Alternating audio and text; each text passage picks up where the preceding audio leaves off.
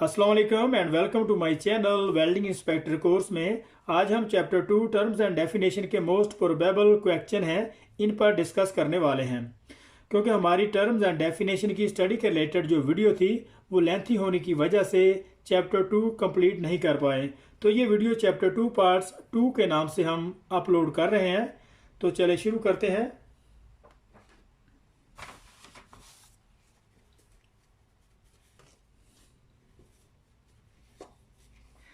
The strength of the fillet weld depending on, fillet weld की जो strength है वो किस पे डिपेंड करती है।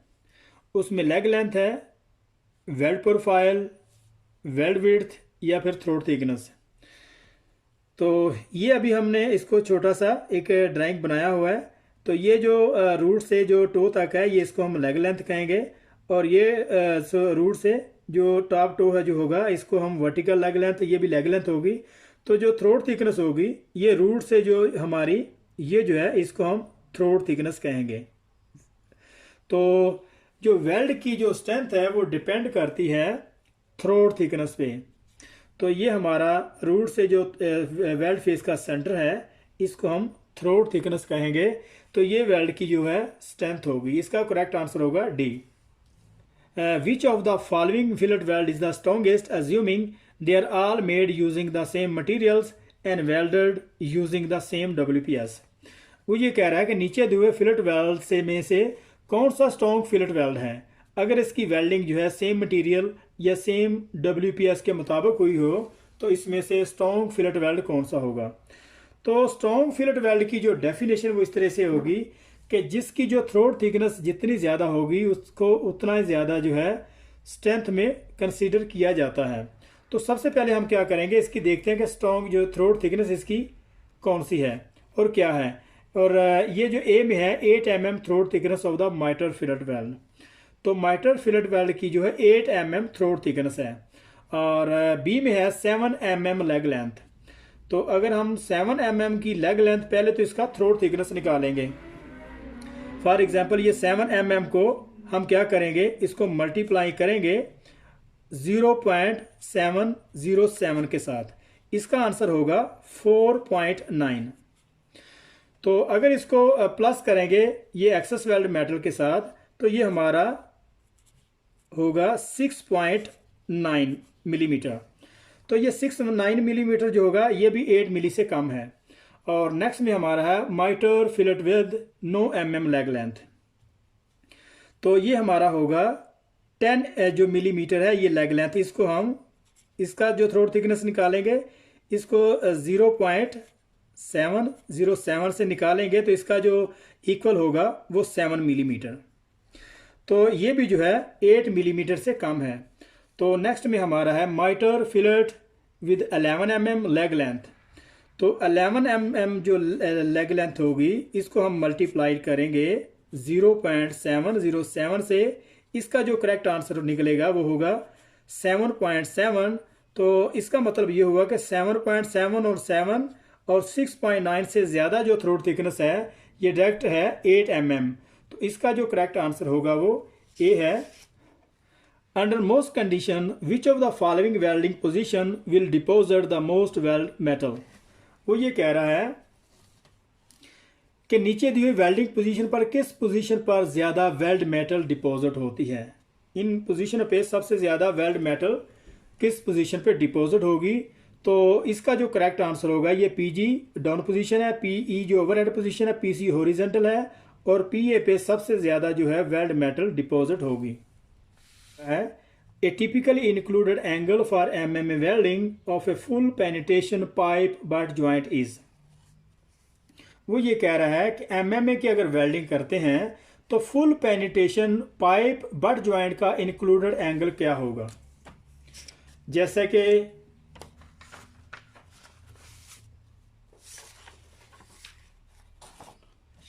फॉर एग्जांपल ये हमारे पास है,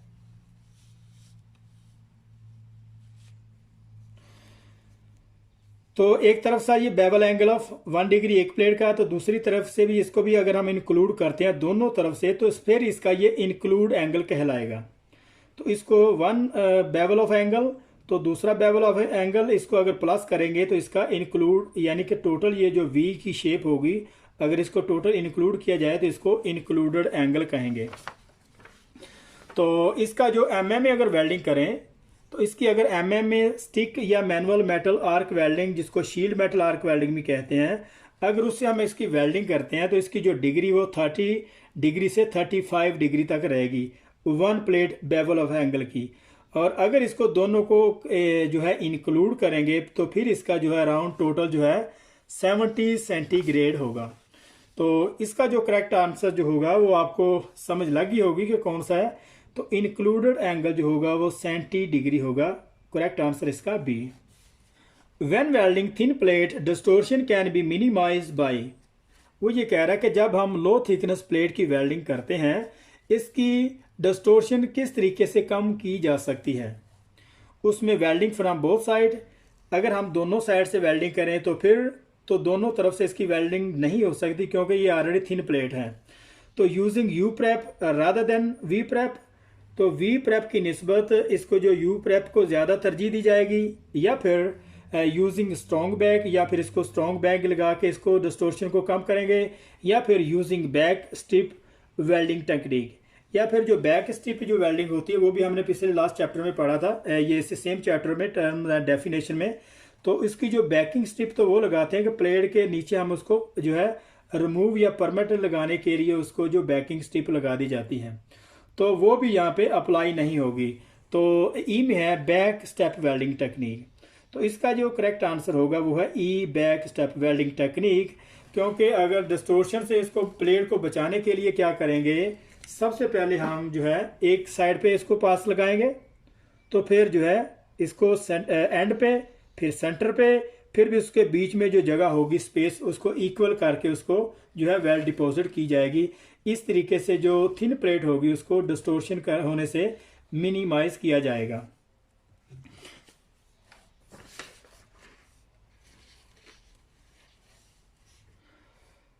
what is the throat thickness of the fillet weld, एक फिलेट वेल्ड की थ्रोट थिकनेस कौन सी है।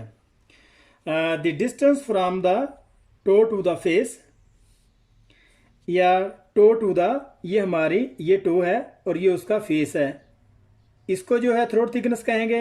या फिर the distance from the root to the face centre, या फिर रूट टू द फेस का जो सेंटर है इसको थ्रोट थिकनेस कहेंगे। या फिर सी में the distance from the root to the face, या फिर रूट टू द फेस का कोई भी एरिया जो फेस कहलाएगा, यहाँ से या यहाँ तक, यहाँ फिर, या फिर डी में the distance from the toe to the toe, या फिर इस टो से इस टो तक। इसका करेक्ट आंसर जो रहेगा वो होगा बी है the distance from the root to the face centre. ये फेस का सेंटर जो होगा ये सारा का सारा फेस है, तो इसको जो फेस के सेंटर से एग्जैक्टली इसकी जो है रूट से फेस के सेंटर की इसकी थ्रोट थिकनेस होगी। Fillet welds are, fillet weld क्या है, preferable to the butt welds due to the high strength, high strength होने की वजह से बट वेल्ड पे इसको तरजीह दी जाती है, बिल्कुल नहीं। Used only for the appearance purpose, या फिर सिर्फ देखने के लिए इसको, या फिर सी में difficult to assess with entity in comparison with groove welds, तो या फिर डी में ओनली फिजिबल ऑन स्टील, या फिर ई में ऑल ऑफ द अबव। इसका जो करेक्ट आंसर होगा वो होगा तो difficult to assess with entity in comparison with butt groove welds. तो बट ग्रूव वेल्ड की निस्बत इसको जो एंटिटी यूटी आरटी इस पे जो की जाती है वो फिलेट वेल्ड पे जो है इसको एग्जाम करना डिफिकल्ट होता है। इसका करेक्ट आंसर होगा सी।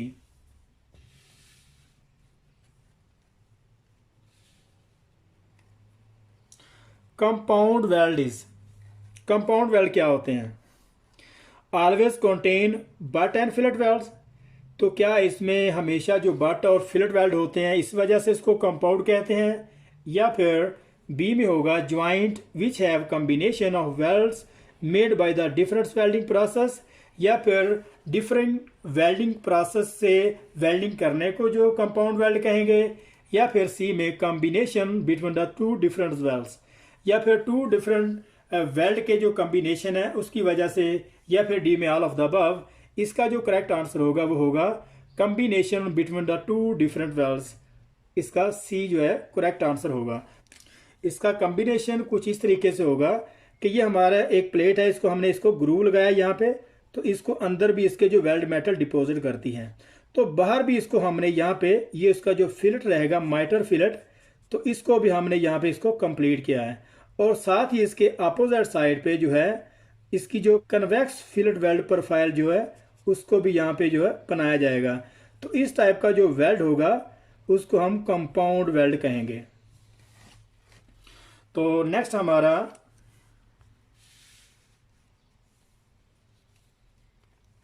What is the meant by the terms junction, तो उसको क्या कहते हैं, तो ये अभी हम इसमें देखते हैं।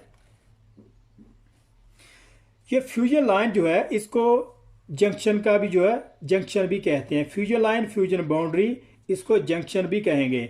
तो ये होगा वेल्ड मेटल और हैज के दरमियान जो रहेगी इसको हम वेल्ड जंक्शन कहेंगे। तो देखते हैं वो आगे क्या कह रहा है। The area containing the HAZ and the weld metal, या फिर the parents metal and the weld metal, या फिर the boundary between the fusion zone and the has, या फिर डी में the part of the weld has undergone metallurgical change due to the heat from the welding। क्या हमें इसका जो junction का जो फ्यूजन जोन है, जैसा कि ये फ्यूजन जोन जो है इसका, ये फ्यूजन लाइन की जो बाउंड्री है इसको जो जंक्शन कहेंगे। वेल्ड मेटल और हैज के दरमियान जो एक जंक्शन रहेगा, फ्यूजन लाइन रहेगी, उसको हम ये टर्मिनोलॉजी में इस्तेमाल करते हैं। इसका करेक्ट आंसर होगा the area containing the hash and the weld metal। इसका करेक्ट आंसर होगा ए।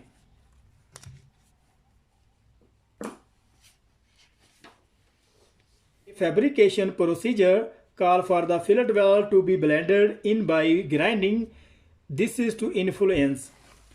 तो वो ये कहना चाह रहा है फिलेट वेल्ड को स्मूथली ब्लेंड करते हैं। किस वजह से उसको ब्लेंड किया जाता है, वो किस चीज़ पे ज़्यादा असरअंदाज होती है अगर उसको ब्लेंड नहीं किया जाए तो उसमें जो हैज़ क्रैकिंग, जो हीट अफेक्टेड जोन का होगा एरिया, उसमें क्रैकिंग आएगी, या फिर बी में फटीक लाइफ, या फिर सी में रेसिजुअल स्ट्रेस, या फिर सी में यील्ड स्ट्रेस। तो उसका जो असरअंदाज होगा जो ब्लेंड ना करने की वजह से, अगर हमारी टो ब्लेंड बहुत ज़्यादा हाई है तो उस पे जो है फटीक लाइक जो रेजिस्टेंस है इसमें प्रॉब्लम आएगी। हमारा करेक्ट आंसर होगा B. A fillet weld has a design throat thickness of 8 mm। What is the minimum leg length, वो ये कह रहा है कि अगर एक फिलेट वेल्ड की जो है, एक फिलेट वेल्ड का डिजाइन थ्रोट थिकनेस 8 mm है, इसका मिनिमम लेग लेंथ क्या होगा। तो 8 mm थ्रोट थिकनेस को अगर फॉर एग्जांपल ये हमारे पास है 8 mm है, 8 mm को अगर हम मल्टीप्लाई करते हैं 1.4 के साथ, तो ये इसका 11.2 जो होगा आंसर होगा। इट्स मीन 11.2 जो होगा इसका mm, इसकी जो मिनिमम लेग लेंथ होगी। ये जो लेग लेंथ होगी, ये वाला एरिया, इसको हम लेग लेंथ 11.2 होगी इसकी लेग लेंथ। तो नेक्स्ट हमारा है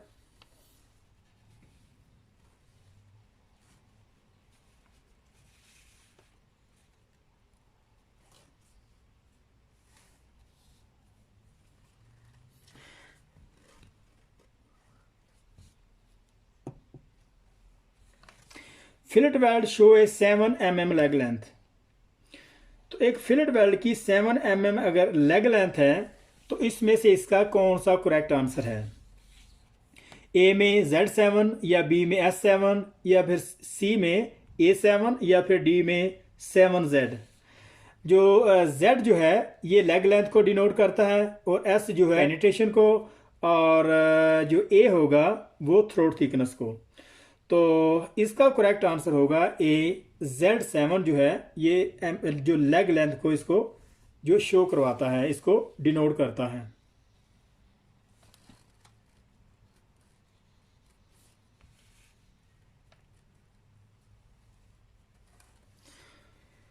Which of the following butt valves preparation is generally most susceptible to lack of side valve fusion during MMA welding?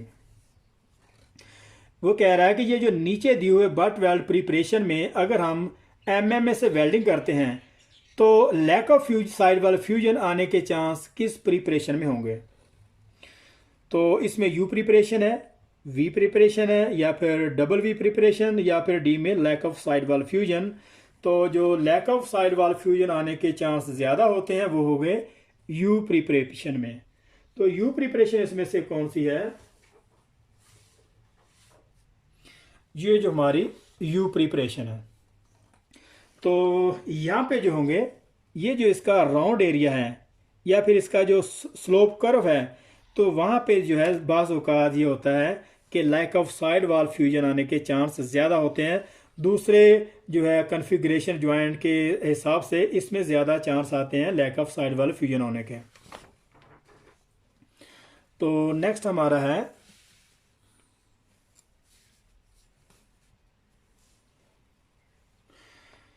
The fusion boundary of the weld is. एक weld की जो है fusion boundary कौन सी होगी? तो देखते हैं अभी। The boundary between the weld metal and HAZ, तो वेल्ड मेटल और हैज़ के दरमियान बाउंड्री होगी, या फिर the boundary between the individual runs, या फिर the depth of the root penetration, या फिर the boundary between the HAZ and the parents metal.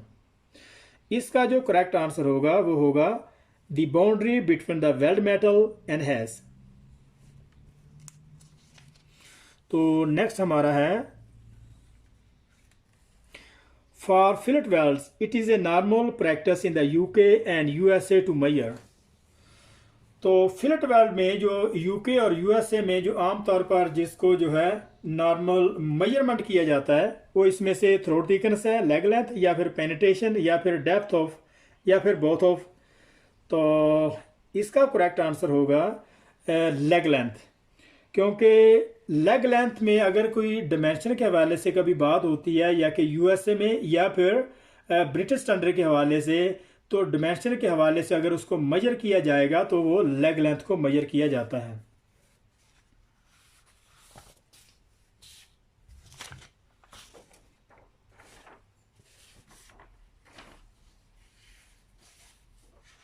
A fillet weld has an actual throat thickness of 8 mm and the leg length of 7 mm. What is the excess weld metal? Actual throat thickness वो 8 mm है। यहाँ से root से weld face के top तक ये हमारी actual throat thickness होगी, और ये फॉर एग्जांपल 8 mm है। और इसकी जो लेग लेंथ होगी वो 7 mm। ये हमने लेग लेंथ को मार्क किया 7 mm। तो what is the excess weld metal is? तो सबसे पहले हम क्या करेंगे कि सबसे पहले हम लेग लेंथ को है उसकी थ्रोट थिकनेस से लगा लेंगे। ये हमारा 7 mm है, इसको जो मल्टीप्लाई करेंगे 0.7 के साथ, तो ये कितना होगा? इक्वल इसका होगा 4.9। ये 4.9 मिलीमीटर है। ये यहाँ से यहाँ पे हमारी ये 4.9 मिली है। तो इसको 8 mm से अगर हम 4.9 को निकाल देंगे तो फिर इसका आंसर होगा, ये हमारी फॉर एग्जांपल 8 mm है। 8 mm से थ्रोट थिकनेस से हम 4.9 को अगर निकालते हैं तो ये हमारा कितना होगा? ये होगा 3.1। तो इसका जो करेक्ट आंसर होगा वो C 3.1 इसकी जो है एक्सेस वेल्ड मेटल होगा। ये जो यहाँ से ये एरिया जो होगा हमारा 3.1 जो होगा एक्सेस वेल्ड मेटल का होगा। The fusion boundary of the weld is, एक वेल्ड की जो फ्यूजन बाउंड्री क्या है? The boundary between the weld metal and HAZ, the boundary between individual weld run, या फिर the depth of the root penetration, या फिर the boundary between the HAZ and the parents metal. इसका जो correct answer होगा वो, जैसे कि हम इस पे पहले भी बात कर चुके हैं, the boundary between the weld metal और हैज के दरमियान जो रहेगी, ये वेल्ड मेटल हमारा है और हैज के दरमियान ये रहेगी, इसको हम फ्यूजन बाउंड्री कहेंगे। तो अभी नेक्स्ट हमारा है EN 288 इज स्पेसिफिकेशन। ये जो EN288 का कोड स्टैंडर्ड है, इसकी स्पेसिफिकेशन क्या है? वेल्डर अप्रूवल क्वालिफिकेशन, या फिर बी में वेल्डिंग इक्विपमेंट कैलिब्रेशन, या फिर सी में consumable for the MMA electrode, या फिर नॉन ऑफ द अबव। इसका जो करेक्ट आंसर होगा वो होगा D, non of the above, क्योंकि ये ओल्ड टर्म जो है इस्तेमाल की जाती है वेल्डिंग अप्रूवल प्रोसीजर में, तो अभी ये इसको डिस्कार्ड कर दिया गया है। इसका करेक्ट आंसर डी है, नॉन ऑफ द अबव।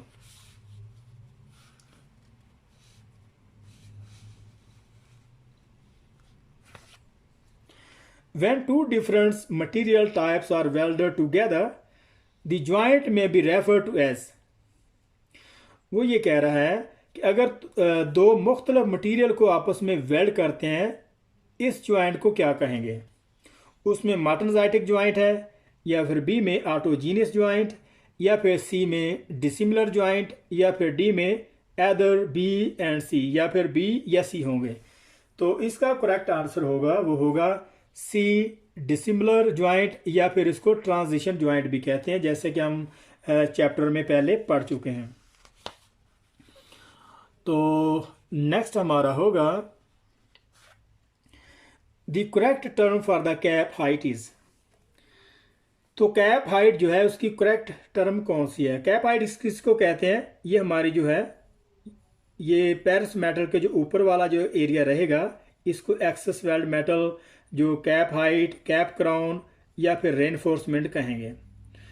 तो उसका आंसर है एक्सेस वेल्ड मेटल, क्योंकि ब्रिटिश स्टैंडर्ड के अगर हवाले से कोई क्वेश्चन आता है तो उसका आंसर करेक्ट होगा एक्सेस वेल्ड मेटल। और अगर अमेरिकन स्टैंडर्ड हवाले से कोई इसका आंसर वगैरह जो हमें देना होगा तो फिर उसका रेनफोर्समेंट हम उसका जवाब देंगे। तो करेक्ट आंसर होगा उसका excess weld metal. Cap profile height, all of the above, या फिर रेनफोर्समेंट, तो सेम इसका वही आंसर होगा excess weld metal. British standard के हवाले से इसकी करेक्ट टर्मिनोलॉजी है। The correct term for a joint prepared on component only is।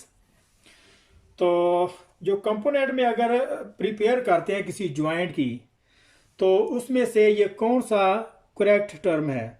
जैसे कि बेवल बट, या फिर AJ बट, या फिर K बट, या फिर ऑल ऑफ द अबव।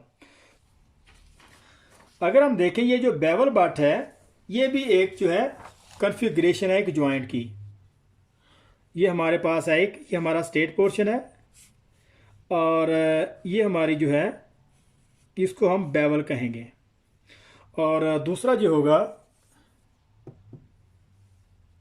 दूसरा हमारा जे होगा इस तरीके से। ये हमारी जो है जे की कॉन्फ़िगरेशन होगी, और जो हमारा जिसको हम के कहेंगे वो हमारा कुछ इस तरीके से होगा। एक तरफ से स्ट्रेट पोर्शन, तो दूसरे तरफ से इसको हम डबल बेवल लगाएंगे, तो ये हमारा क्या होगा के। इसको के से भी डिनोट किया जाता है और डबल बेवल से भी, दोनों तरफ से इसको जाना जाता है कुछ इस तरीके से। ये हमारा के की शक्ल बन गई है। और इसी तरीके से बाकी है, जे है, यू है। तो इसके जो करेक्ट टर्म्स होगी वो ऑल ऑफ द अबव, क्योंकि बेवल बट भी है और जे बट की जो कॉन्फ़िगरेशन है वो भी इस तरीके से है, और सी में के बट भी है, और इसका जो करेक्ट आंसर होगा वो होगा all of the above. Lap joint connection. Lap joint क्या है? तो लैप ज्वाइंट कुछ इस तरीके से ऊपर नीचे हमने इसको प्लेट को रखा होगा और इसको इसी तरीके से उसको वेल्ड कर देंगे। ये होगी लैप ज्वाइंट की जो है कॉन्फ़िगरेशन। तो इसमें से कौन सा इसका आंसर होगा? तो ए फिलेट वेल्ड्स, या फिर कार्नर ज्वाइंट। कार्नर ज्वाइंट भी नहीं है, क्योंकि कार्नर ज्वाइंट की जो शेप है वो कुछ इस तरीके से होती है।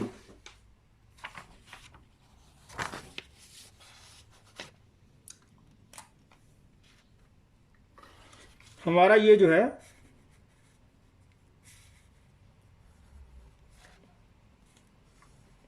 ये हमारा कार्नर ज्वाइंट होगा। तो ये कार्नर ज्वाइंट की भी शेप, तो ये हमारा कार्नर ज्वाइंट होगा। तो ये कार्नर ज्वाइंट की भी शेप नहीं है। तो ये बट वेल्ड है, बट वेल्ड भी नहीं है। तो सिंगल बेवल बट वेल्ड, ये सिंगल बेवल बट वेल्ड भी नहीं है। तो इसको जो हम फिलेट वेल्ड कहेंगे, क्योंकि दो जो पार्ट्स को हम इस तरीके से जोड़ देंगे और आपस में इस एरिया को उसको वेल्ड कर देंगे। तो ये फिलेट वेल्ड, ये जो ट्राइंगल शेप में इसको जो वेल्ड करते हैं इसको हम फिलेट वेल्ड कहेंगे। तो नेक्स्ट देखते हैं।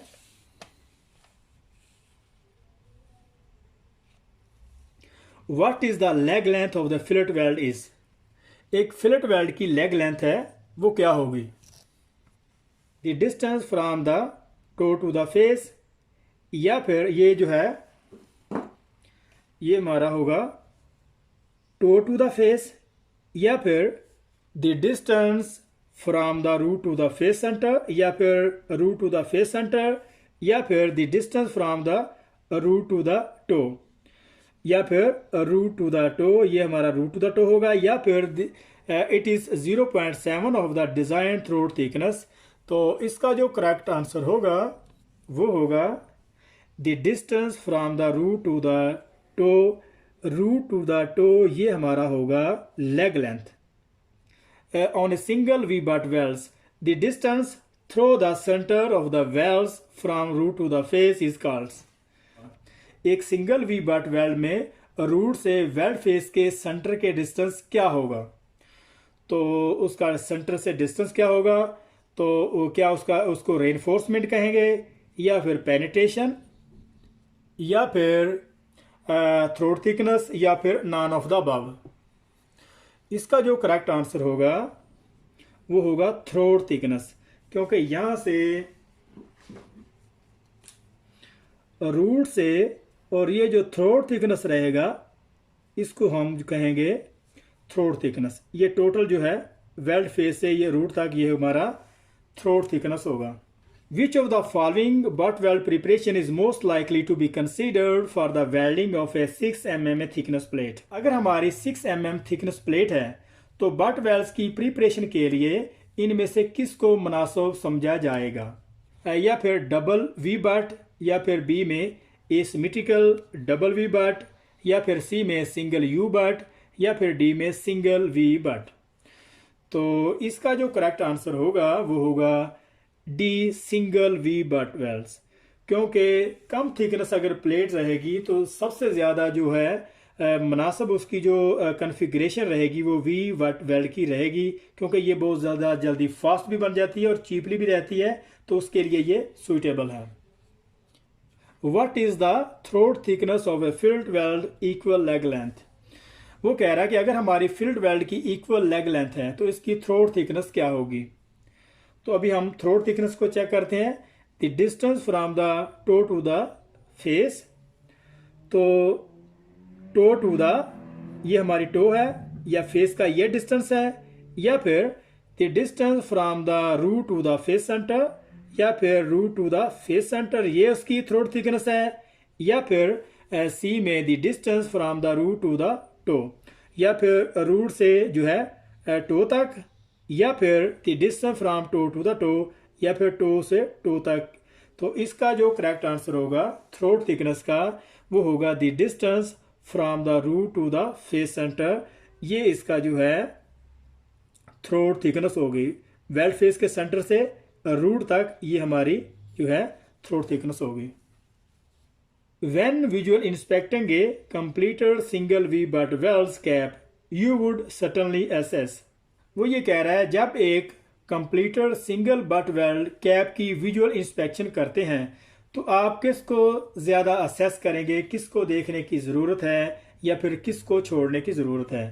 तो उसमें कैप हाइट है ए में, और बी में टो ब्लेंड, या फिर सी में वेल्ड विड्थ, या फिर डी में ऑल ऑफ द अबव। इसका जो करेक्ट आंसर होगा वो ऑल ऑफ द अबव, क्योंकि कैप हाइट जो है ये हमारी जो ये पेरेंट्स मेटल है, ये हमारा जो है पेरेंट्स मेटल का एरिया है, और पेरेंट्स मेटल के ऊपर जो भी एरिया रहेगा उसको हम cap height, excess weld metal, reinforcement, cap crown कहेंगे।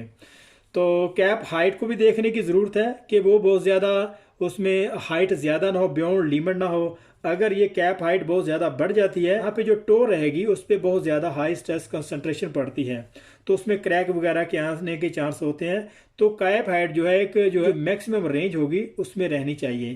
तो इस टो ब्लेंड उसको सिर्फ देखने की ज़रूरत है, या फिर वेल्ड विड्थ को, या फिर ये जो हमारी वेल्ड की जो विड्थ होगी इसको चेक करने की ज़रूरत है, या फिर ऑल ऑफ द अबव। तो इसका जो करेक्ट आंसर होगा, कैप हाइट को भी देखने की ज़रूरत है, वेल्ड विड्थ को भी, टो ब्लेंड को भी, एंड डी में ऑल ऑफ द अबव इसका करेक्ट आंसर होगा।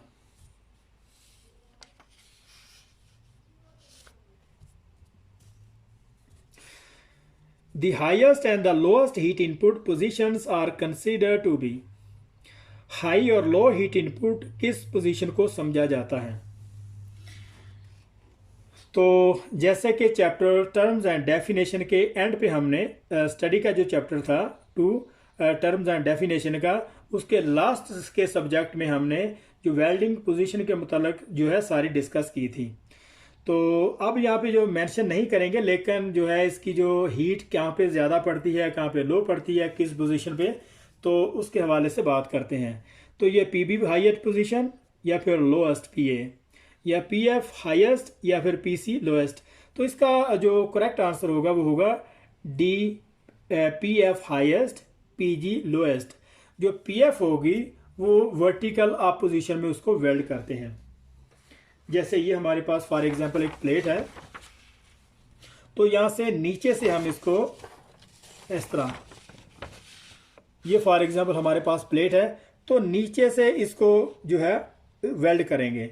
तो इसकी जो ट्रांसफर ओसिलेशन इस तरीके से हम करेंगे, तो उसमें जो है उसका जो करंट भी जो है ज़्यादा रहेगा, जो इलेक्ट्रोड है उसका जो फ्लो है उसकी जो स्पीड है वो भी कम रहेगी। तो उस वजह से यहाँ पे जो है हीटिंग के चांस बहुत ज़्यादा पड़ते हैं। तो ज़्यादा हीट इनपुट जो होगी पी एफ वर्टिकल आप पोजिशन में, तो पी एफ पोजिशन जो है ज़्यादा कल फिलेट वेल्ड में इस्तेमाल की जाती है। और जो पी जी लोएस्ट है, पी जी लोएस्ट इसको कहते हैं, अगर हम इस तरह की हमारी प्लेट है, अगर डाउनवर्ड्स पोजीशन में अगर हम वेल्डिंग करते हैं तो वहाँ पे चूँकि इलेक्ट्रोड जो है स्टे नहीं करेगा। जो इसका करेक्ट आंसर होगा वो होगा D, P F highest, P G lowest. हमारा है next BS499 parts 2 specifies that the drying dimension quoted for the fillet weld is the। वो ये कह रहा है इनमें से फिलेट वेल्ड की डिमेंशन के हवाले से किसको कोड किया जाता है? तो जैसा कि हमने इस पे पहले भी बात की है कि जब फिलेट वेल्ड पे जब भी कभी कोई डिमेंशन की बात की जाए, उसकी जो है उसको लेग लेंथ को जो है ज़्यादातर उसको नॉमिनेट किया जाता है। तो actual throat thickness, weld width, तो none of the above correct term, इसका जो करेक्ट आंसर होगा वो होगा लेग लेंथ। डिमेंशन कोटेड जब इसको किया जाएगा तो वहाँ पे लेग लेंथ को नॉमिनेट किया जाएगा। तो इसमें से लेग लेंथ कौन सी होगी? लेग लेंथ के जो दो तरीके हैं, जैसे कि ये है, ये हमारी इस टो से रूट तक ये हमारी एक लेग लेंथ हुई।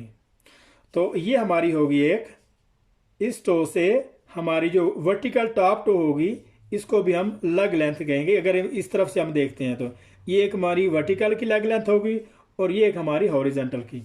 और साथ ही इसके ये हमारी माइटर जो है, माइटर फिलेट वेल्ड जो इसकी प्रोफाइल होगी। तो इसी तरीके से दूसरी तरफ ये है कन्वेक्स टाइप। तो कन्वेक्स में क्या होगा, ये हमारी जो होगी ये जो है डिज़ाइन थ्रोट थिकनेस है रूट से, और ये जो वेल्ड का ये है इसका सेंटर, इसको हम जो है डिज़ाइन थ्रोट थिकनेस कहेंगे। और ये हमारी एक्सेस वेल्ड मेटल होगी, इतने एरिया की जो ये हमारी एक्सेस वेल्ड मेटल होगी। और अगर हम एक्सेस वेल्ड मेटल और डिज़ाइन थ्रोट थिकनेस को इक्वल करते हैं, एक्चुअल जो है थ्रोट थिकनेस होगी। तो अभी हमारा लास्ट है, in the welding of butt joint from one side which of the following control the profile of the root bead. वो ये कह रहा है जब हम बट ज्वाइंट की एक साइड से वेल्डिंग करते हैं तो इनमें से रूट बीट को कौन कंट्रोल करता है? तो यहाँ पर चैप्टर 2 टर्म्स एंड डेफिनेशन खत्म हो रहा है। तो मिलते हैं नेक्स्ट वीडियो वेल्डिंग इम्परफेक्शन में। तब तक के लिए अल्लाह हाफिज। अल्लाह आपका हामी और नासर हो। और अगर ये वीडियो पसंद आई है तो इसको सब्सक्राइब कीजिए, लाइक कीजिए और बेल आइकन को प्रेस कीजिए ताकि हर नई आने वाली वीडियो आपको मिल सके।